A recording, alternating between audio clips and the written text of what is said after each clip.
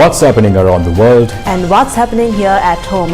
A very good evening. You're watching Primetime News on TV1. For the Newsfirst team, I'm Rochelle Tumodera. And I'm Sandru Ferdinando. Let's take a look at your headlines for tonight. Rain washes out Sri Lanka-Nepal match. Will Sri Lanka's T20 Super 8 dream be dashed? batting display Rani Lenta's presidential race as independent candidate. Talks underway seeking support from several political parties. A revelation from Sagala Ratnayaka. Committee appointed to probe the 2019 Easter Sunday attacks. Tamil party is in two minds about common candidate for upcoming election. IMF Executive Board to review Sri Lanka's program today. There is no other way out, government explains.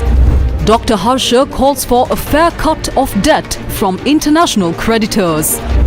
Ranjan acquitted from another case. Trade unions take to the streets protesting salaries, allowances and public resource management.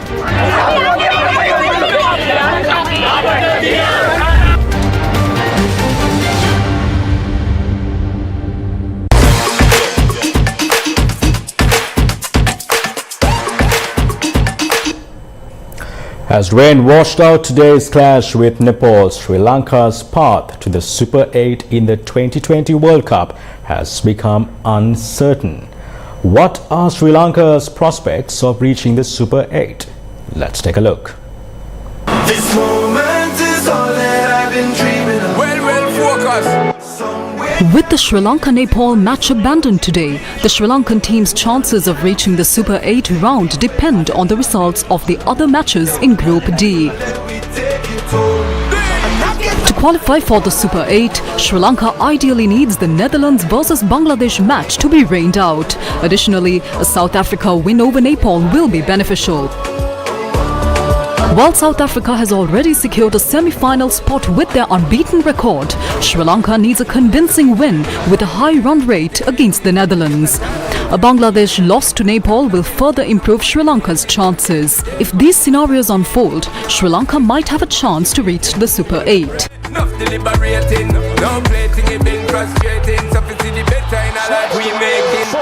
But what happened to the Sri Lankan cricket team? This is what Mahesh Theekshana had to say.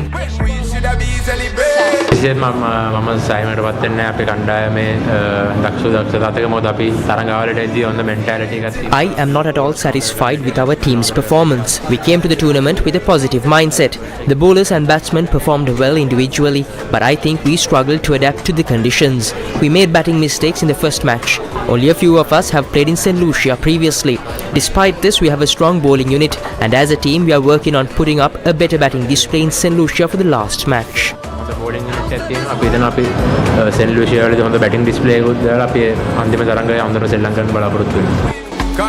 Sri Lanka's next match is against the Netherlands next Monday at the Darren Sammy Cricket Ground in the West Indies. Sri Lanka is competing in Group D, where South Africa has already secured a spot in the Super 8 round. India currently leads Group A, while Australia sits among the top 8 in Group B. Afghanistan leads Group C. So when we combine our load on scene, we are said them ain't shine. God, the victory is inside me, I'm telling this them on my mind. I could a million times them decline. The Election Commission will be empowered to proclaim the date for the presidential election in 35 days. A committee of inquiry led by the retired Judge A.N.J. De Silva was appointed by President Ranil Wickremesinghe to probe actions of SIS, CNI and other authorities regarding prior information or intelligence on the 21st of April 2019 bombings. It will assess responses based on Indian agency intel and investigate DMI's initial LTTE link to one of those killings. The findings are due by September 15, 2024.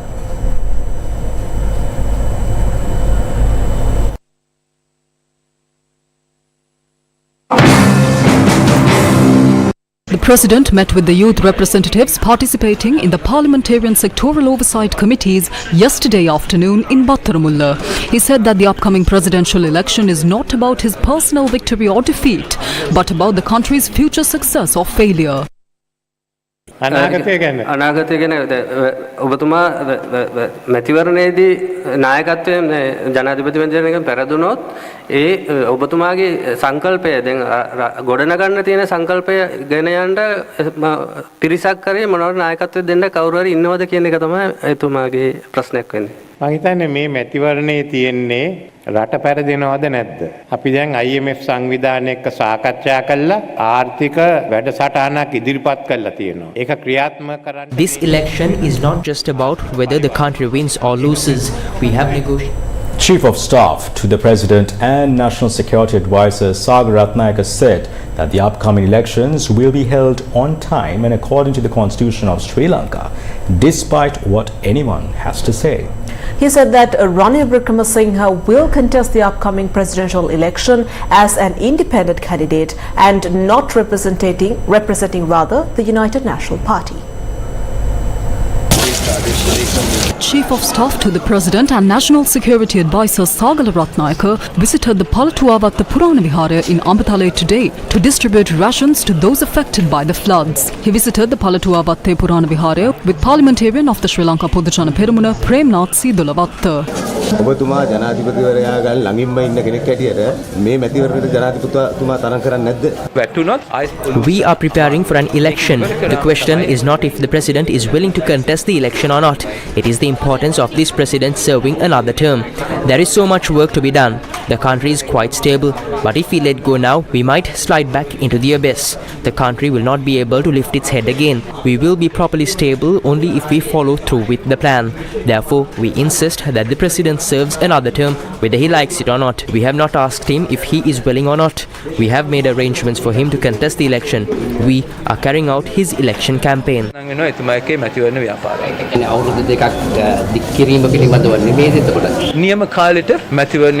It is our plan to hold the election democratically at the right time. We will not change our plan no matter what anyone says.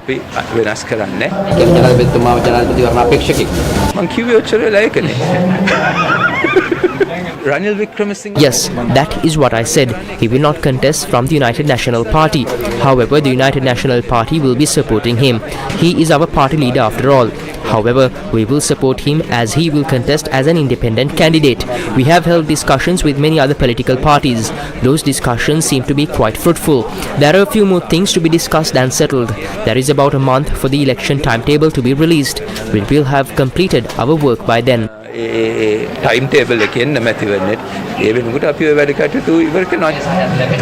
There should be trumps to play at the right time. We will play our trumps at the suitable times. What is the decision of the Sri Lanka Podujana Peramuna if President Ranil Wickremesinghe plans to contest the presidential election? National organizer of the SLPP Nama Rajapaksa said that they have not yet made a decision regarding their party's presidential candidate. The SLPP has not put forward a candidate as of yet. Will it be a junior or senior politician? What is the way forward since the candidate has not been announced yet? It is not that we do not have a presidential candidate. We just have not announced the name yet. This is not the time to do it. We will announce the name of the candidate when the time is right. While some political parties have been revealing their presidential candidates, some others still seem to be uncertain about their decision. In the meantime, Tamil political parties of the north have paid attention to naming a common candidate for this year's presidential election. Former MP MK Sivajilangam says that if no agreement in this regard is reached, he is ready to contest the election as a common candidate. Civil organizations are preparing to put forward a common candidate this time. 6 political parties, excluding the ITAC and the Tamil National People's Front, are in support of this plan. Therefore, there would be no issue in finding a party for that candidate to contest the election. If any issue arises in carrying out that plan, I will step forward to be the common candidate on the basis of being a Tamil. No matter how much money is offered, no matter what problem arises, I am ready to face it all. Leader of the plot organisation, Dharmalingam Siddhartham, expressed his opinion on the Tamil common candidate following his meeting in Jaffna with NPP leader Andrukumar Disanayake. All five parties of the Democratic Tamil National Alliance have agreed to support an independent Tamil candidate. M.K. Sivajalingam has volunteered to be the candidate before as well. However, he volunteered not as a common candidate but as a candidate representing his own party. He has now said that he is willing to contest as an independent candidate. It is the civil organizations that are seeking a common candidate. We will support the candidate who is selected. We will take the decision during the meeting of our alliance.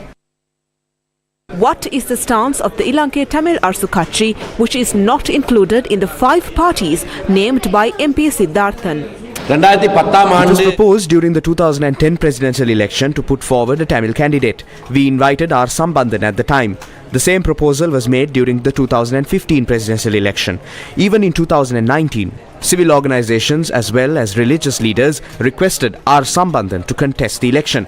However, he refused. Even if a Tamil common candidate is put forward for this year's presidential election, I say we should act against it. If we defeat this candidate, we can prove that this is not our political stance, but rather a comedy skit carried out by some others. Meanwhile, ITAC MP Shanikyan Rasamanikam says that casting the vote for a candidate who cannot serve a purpose would only drag the country back 5 years in time. Casting your vote for a candidate who cannot serve their purpose will only drag the country back 5 years in time. However, there is more time. Everyone can seek a common candidate. The group that first brought this up has been split to 10 parts. Those who previously said that the common candidate is the decisive factor this year are now saying that a common candidate will not be needed. There is more time. Meanwhile, MP CV Vigneswaram revealed that the president, during his visit to Jaffna, had inquired about the proposal to put forward a Tamil common candidate. A common candidate was discussed. He inquired if we could make a decision regarding the selection of a Tamil common candidate. He seemed negative about it. The president said that if there is no unity among the Tamil community in the country, it would be impossible to put forward a common candidate. I laughed and said that I do not know about that. Meanwhile, opposition leader Sajith Premadasa, following a meeting at the Jaffna office of the ITAC the day before yesterday, that there are no plans to make any influence regarding the proposal of the Tamil common candidate. Democratically, I cannot force any individual, group or party to contest the presidential election. Neither can I pressurize them into not contesting. That is against democracy. Meanwhile, the Tamil National People's Front, led by MP Gajendra Kumar Ponnambalam, has announced that it rejects the proposal of naming a Tamil common candidate.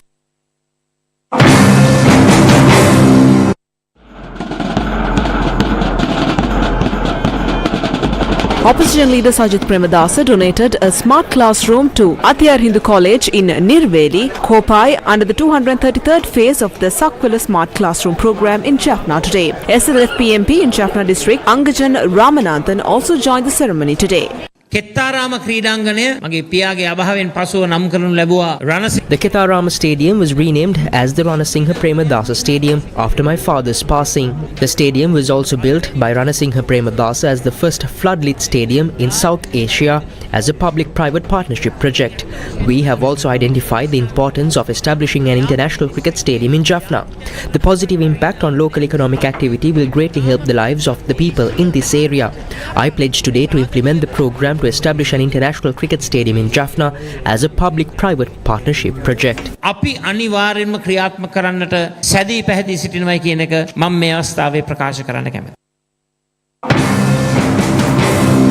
The injunction issued by court preventing former President Maithripala Sirisena from acting as the chairman of the Sri Lanka Freedom Party was extended until the 19th of June. The decision was announced when the complaint filed over former President Chandrika Bandaranaike Kumaratunga was called up before Colombo Chief District Judge Sandon Vithana today.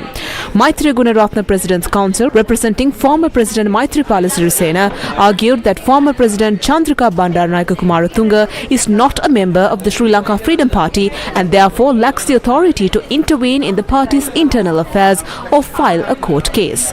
Maitri Gunaratna, President's Council, highlighted that Kumaratunga's petition was based on the SLFP constitution adopted in 2022, which is currently suspended by both the court and the Election Commissioner. He asserted that as a non-member, Kumaratunga has no right to interfere in the party's matters and suggested that a petition should be dismissed.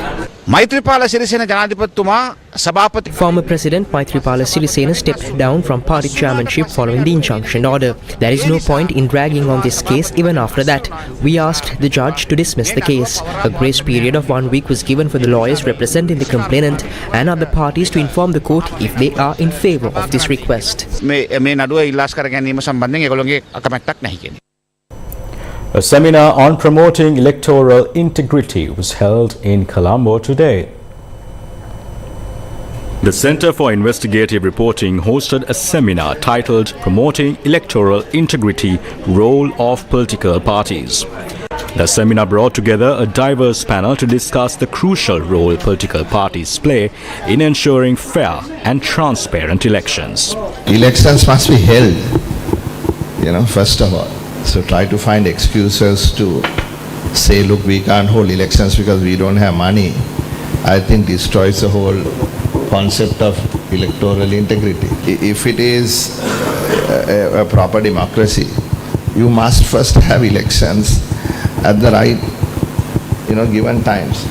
The system has to be such that elections must be held on time.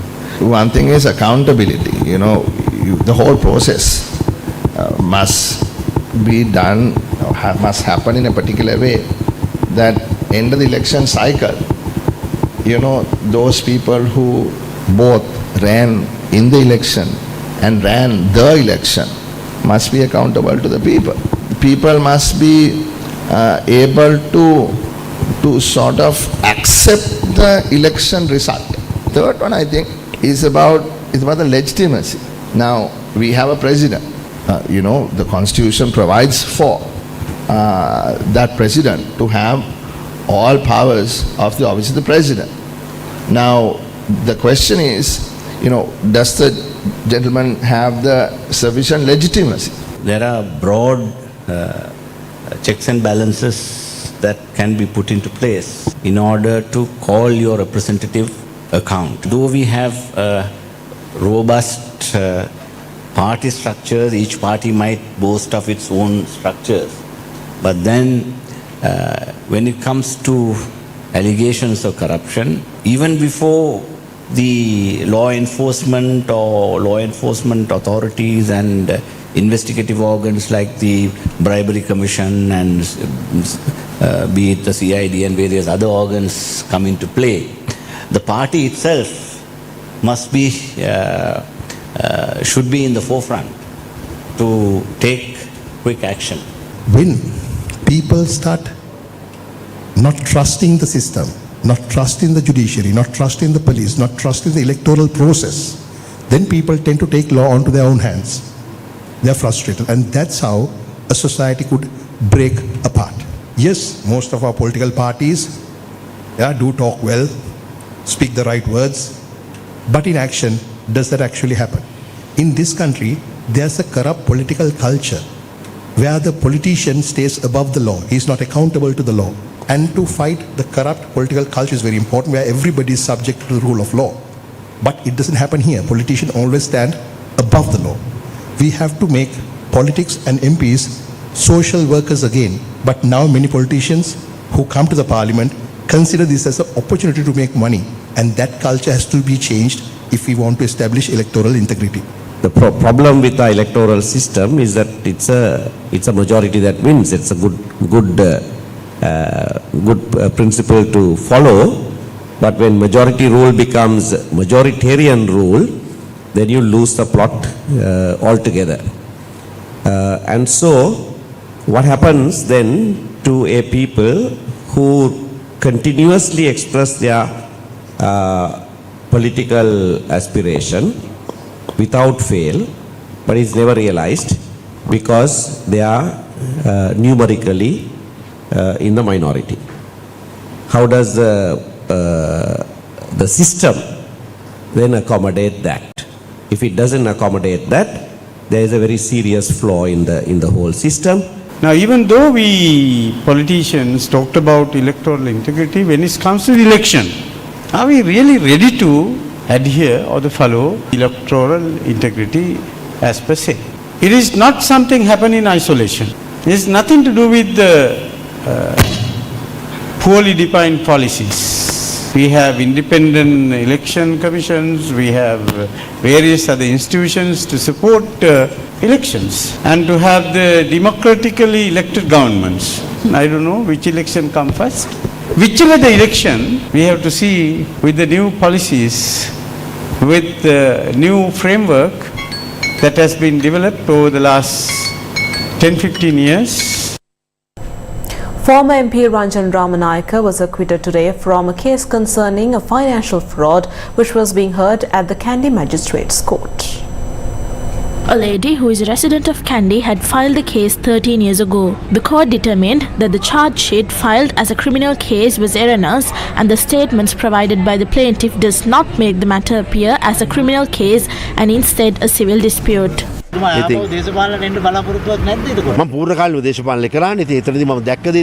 was engaged in politics full time. What I constantly said during that time was although they argue and debate during the day, they are good friends at night. I have seen that with my own eyes. Since I am not a friend of theirs, I was imprisoned at the Angulukula Palace prison for 1 year and 7 months. I suffered a lot. I have invitations to rejoin politics, but my demand is that I would be able to criticize the thieves in opposing factions and within the party. No party in this country is willing to allow that. I wish to make a very sincere request from the people. In other countries, people who are elected as policy makers are the ones who are at least slightly more educated than an ordinary citizen. But our country has chosen all the largest thieves, the drug racketeers and burglars. Elect those who are worthy and qualified to formulate laws. Till now, the people have made this mistake. People who are unsuited have been elected with the highest votes at times. Good people too have been elected, but a majority are thieves.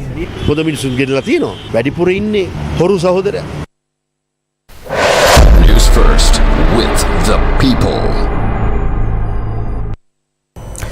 The Article 4 consultation and second review under the Extended Fund Facility for Sri Lanka are on the International Monetary Fund Board meeting agenda for today. The Article 4 consultation and second review under the Extended Fund Facility for Sri Lanka are on the IMF board meeting agenda for today. The session, set to take place at the IMF headquarters in New York, will evaluate Sri Lanka's economic policies and reform progress. Recently, a team from the IMF completed the second review of the program for Sri Lanka. The IMF Executive Board will consider the review of the IMF staff in order to release the third tranche of the approximately $3 billion facility for the island nation. With the release of the third tranche, the next step in Sri Lanka's road towards debt sustainability lies in foreign debt restructuring. Separate discussions are currently underway regarding the debt restructuring of debt owed to bilateral creditors and those obtained as international sovereign bonds from the open market. We have completed domestic debt restructuring. We have reached preliminary agreements with bilateral creditors and are in the process of converting them into memorandums of understanding. We have reached the final stage of that matter as well. We held initial discussions with international bondholders but were unable to reach a consensus. We commenced the second round of discussions and hope to finalize the matter with the support of bondholders. We have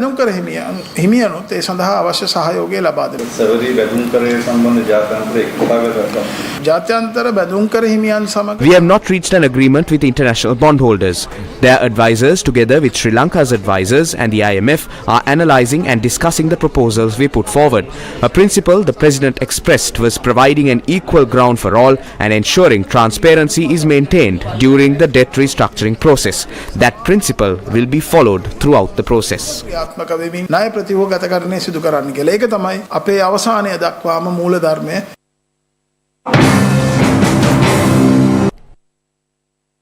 A group including Minister Bandula Gunawardena and Presidential Senior Advisor Dr. R.H.S. Samarathunga informed media representatives about the government's economic program. They emphasized that there is no other way forward besides the program proposed by the IMF. It is difficult to believe that there was an alternative method to solve this issue. It would have been great to have alternative routes to take. However, as the President said, if we switch tracks now, we will be pushed into a situation much more grave than that in March 2021. We must face this. Private creditors debt restructuring process එක තත්ත්වය මොකක්ද? ඇත්තටම කිසිම ප්‍රශ්නයක් නැහැ. ණය ප්‍රතිව්‍යුහක අතර There is absolutely no issue. The debt restructuring process is being carried out. Lazard acts as a financial advisor, while Clifford Chance is the legal advisor. Both these companies are internationally reputed organizations. With their intervention, we are carrying on discussions with creditors. There are no issues as of now. We are continuing debt restructuring. ප්‍රශ්නයක් නැහැ. ඒ ක්‍රියාවලිය දිගින් දිගටම කරගෙන යනවා අපි. දැන් වර්තමාන ආර්ථිකයේ කඩාවැටීම් පිළිබඳව අධිකරණ තීන්දුවක් ලබා දුන්නා. එෙහිදී නම් කීපයක් කියවෙනවා. අතර මේ සැබෑ ආර්ථික ඝාතකයන් ඔවුන්ද? අධිකරණයක තීන්දුව తీරණේ. Those decisions are made depending on facts and evidence presented at that time. We do not know if all these facts were even presented to the court. ඉදිරිපත් වුණාද කියලා අපි හරියට දන්නේ නැහැ. Does the main opposition party agree with this view of the government? This is parliamentarian Dr. Harsha De Silva's stance. මේ වාණිජ ණය ඩොලර් බිලියන 12.5ක් විතර තියෙනවා ඊළඟට එකතු. There is a commercial debt of about $12.5 billion and an accumulated interest of about $3 billion. We are discussing about reducing the face value of 28% if the creditor's proposal is accepted, but that reduction will take place in 2028.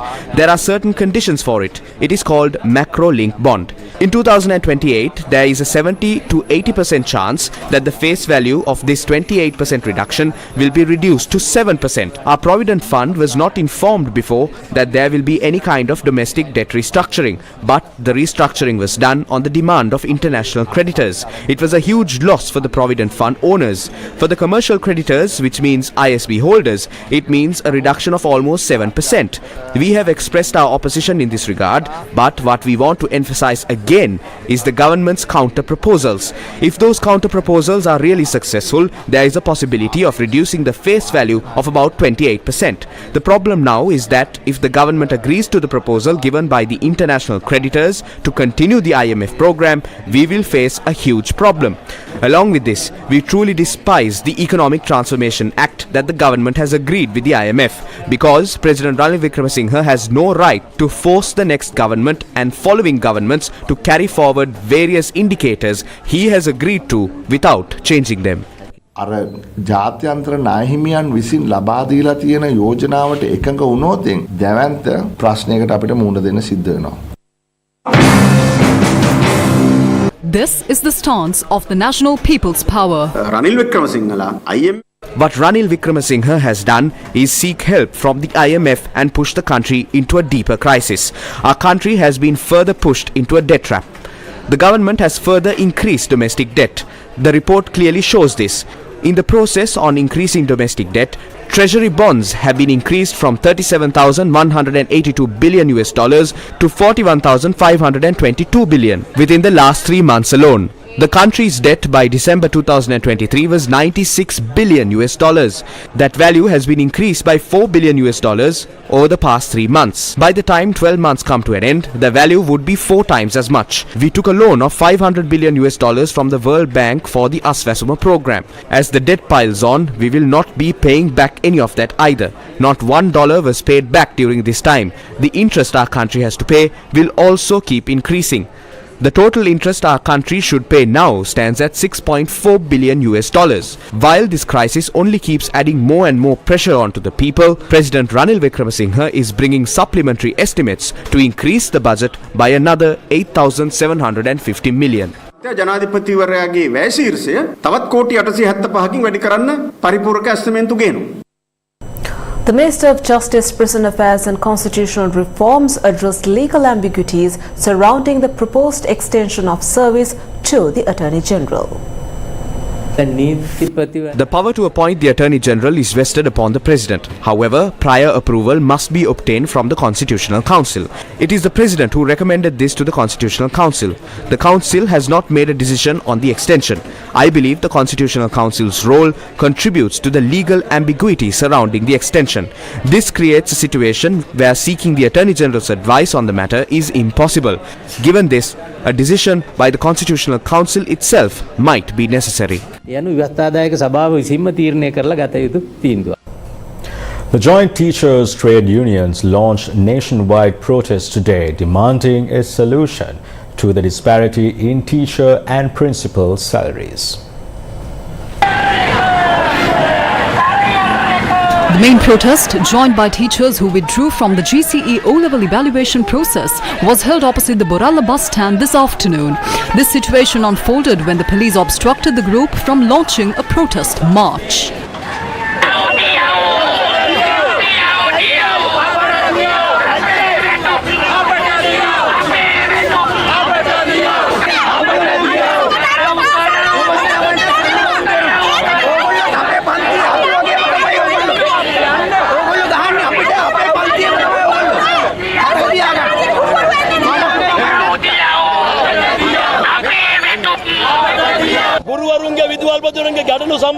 We've had enough commissions and ministerial subcommittees. It's time to address the salary disparity between teachers and principals. We need action, not more committees. The Ministry of Finance must understand and address our issues. Their intervention is necessary. Otherwise, the Union of Teachers and Principals are prepared to call a large contingent of teachers to Colombo on the 26th of June. Protests were also held in Kurunagala this afternoon.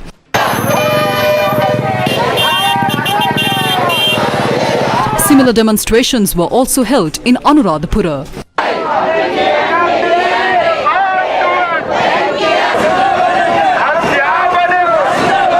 Protests were held in several places across Sri Lanka.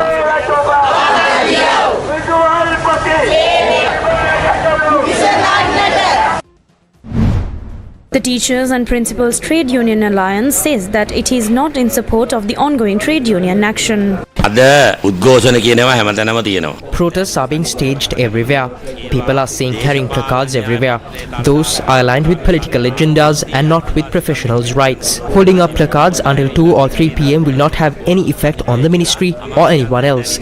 These are trade unions of a prominent political party.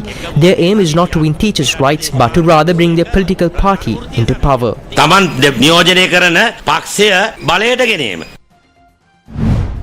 The All Ceylon School Development Officers Union staged their satyagraha for the third consecutive day opposite the Fort railway station. The group, who have been actively involved in the school system for over 4 years as apprentice school development officers, are now demanding to be integrated into the teaching profession. We will continue this satyagraha until we have our demands met. We will continue our trade union action. In protest of the temporary status of road maintenance casual workers recruited by the Road Development Authority in 2015, a group gathered opposite the Ministry of Highways today and voiced their concerns.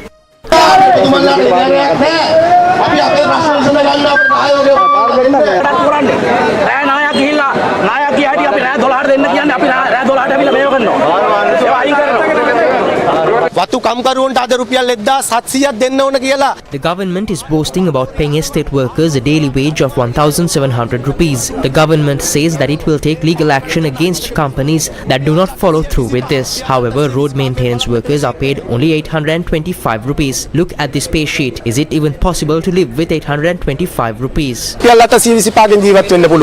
The discussion took place between 5 members and the crowd dispersed after they were assured that a solution will be provided within a month.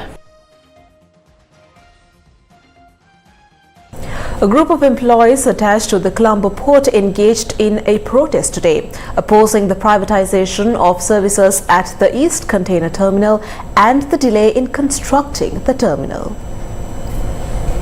The protest commenced opposite the Khan Clock Tower in Colombo Fort this afternoon. It was organized by the collective of port trade unions.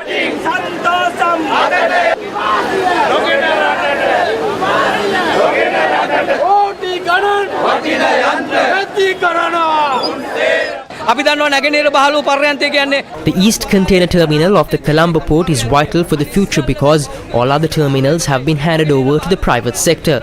The East Terminal is the only one under the control of the Ports Authority and can contribute to the future of the country. The Siripala Ranil Wickremesinghe government has commenced a fresh round of privatization. There are 8,000 port workers. This is an attempt to render all of them helpless.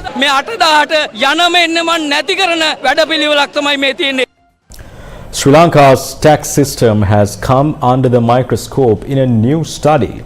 The study, conducted by the UNDP in collaboration with the Ceylon Chamber of Commerce, sheds light on how Sri Lankans view their tax obligations. Let's take a look at the details on the finance report.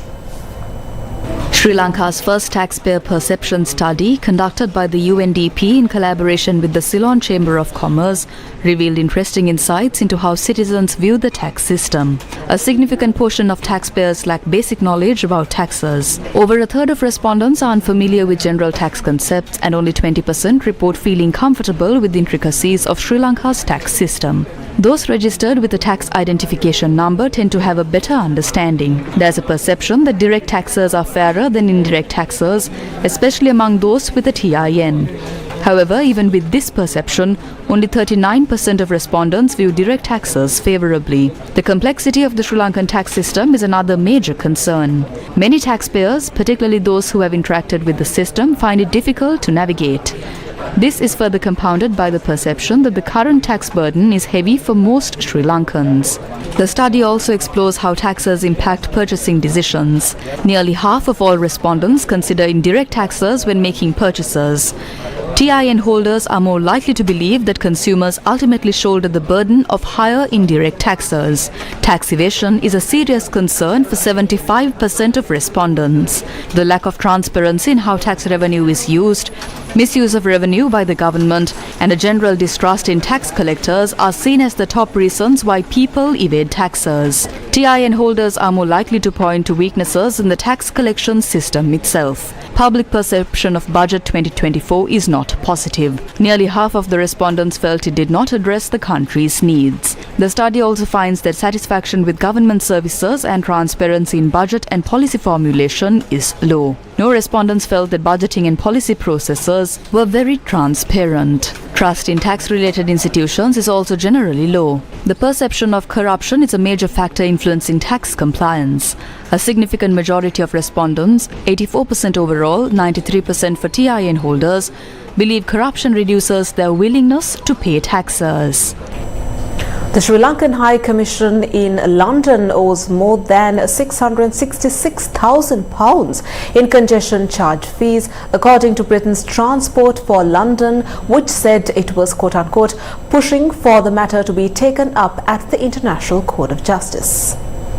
Sri Lanka is on the list of several embassies in the United Kingdom that amass the unpaid fees and fines from 2003 onwards. The Sri Lankan High Commission in London owes more than £666,000 in congestion charge fees. The congestion charge is a £15 daily fee that most motorists must pay to drive into central London. In a statement, government agency Transport for London said, quote, "We and the UK government are clear that the congestion charge is a charge for a service and not a tax. This means that diplomats are not exempt from paying it," unquote. According to Transport for London, most embassies in London do pay the charge, but it said there remains a stubborn minority who refuse to do so, despite representations through diplomatic channels.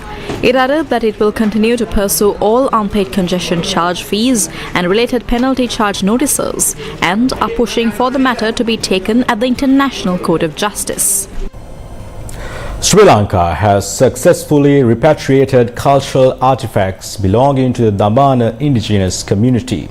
These artifacts were previously housed in the Basel Museum in Switzerland.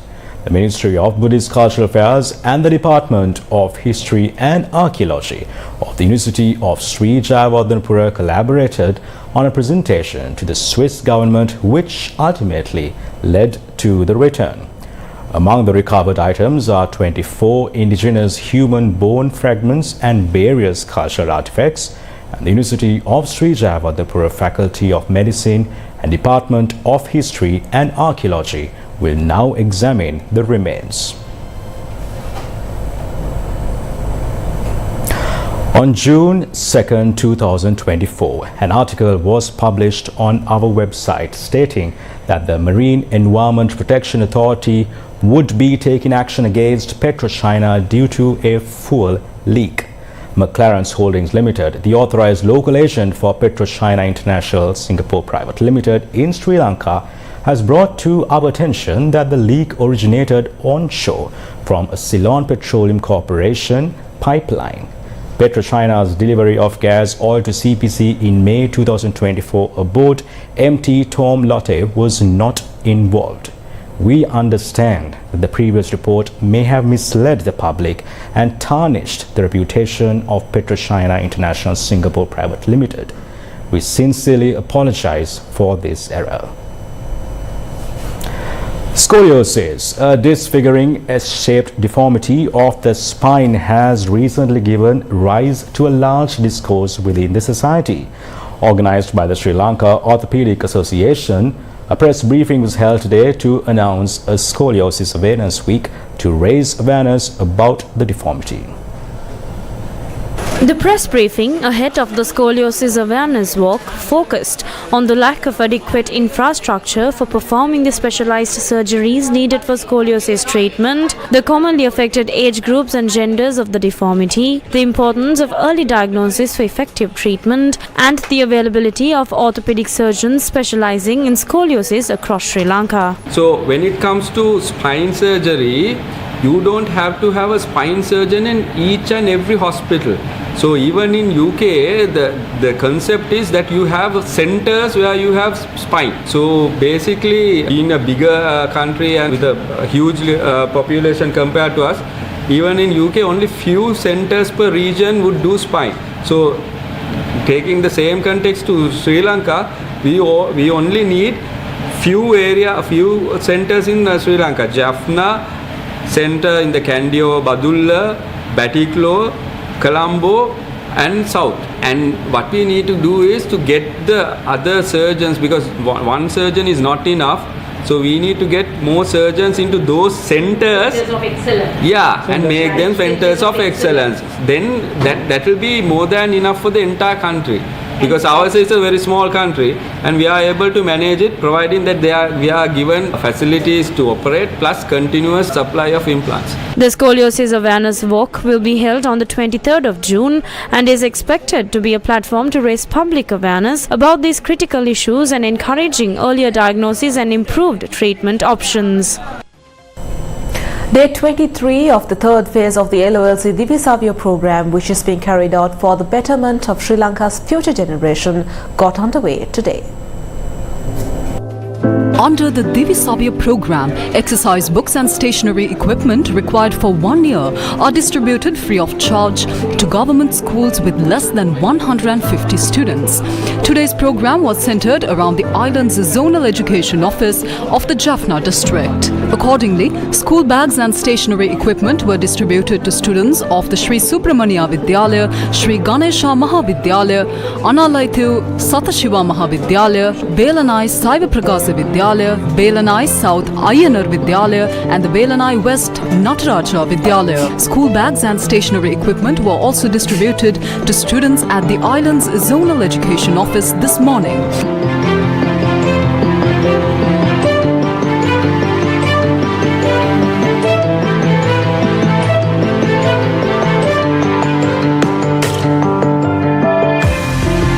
The LOLC Divisavya program continues to forge ahead for the future generation of Sri Lanka.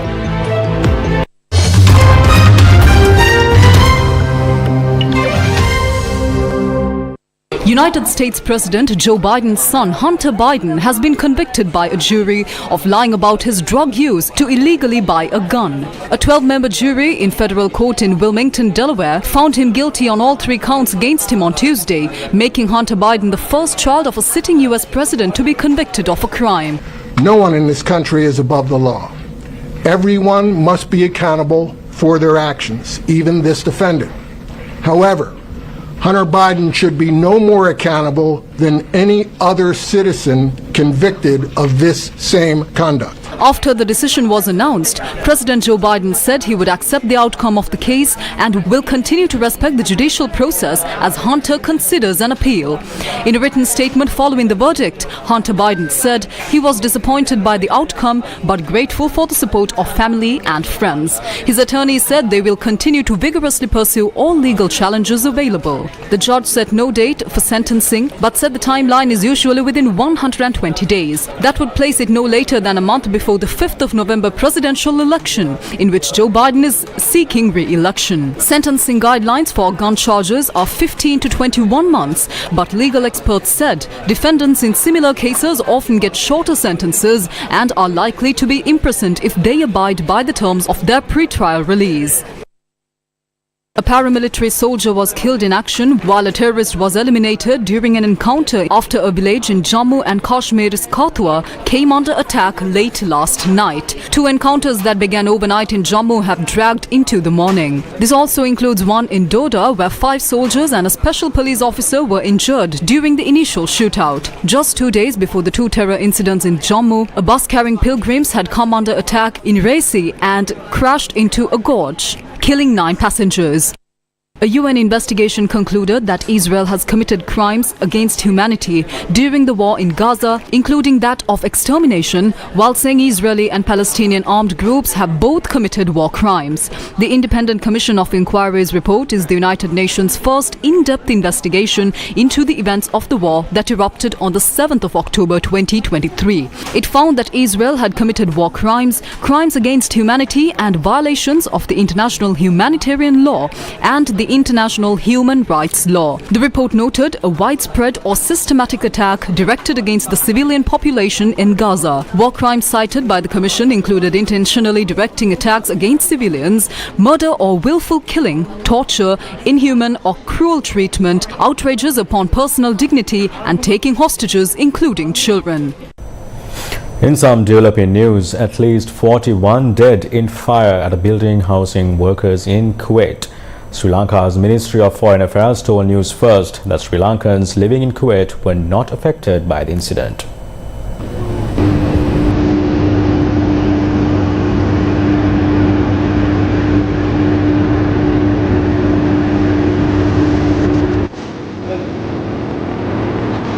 The blaze was reported in the southern Mangav district.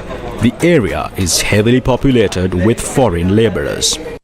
Authorities said that the fire had been brought under control and were investigating what caused it. Deputy Prime Minister Sheikh Fahad Al-Yusuf Al-Sabah ordered the arrest of the building's owner during a visit to the site.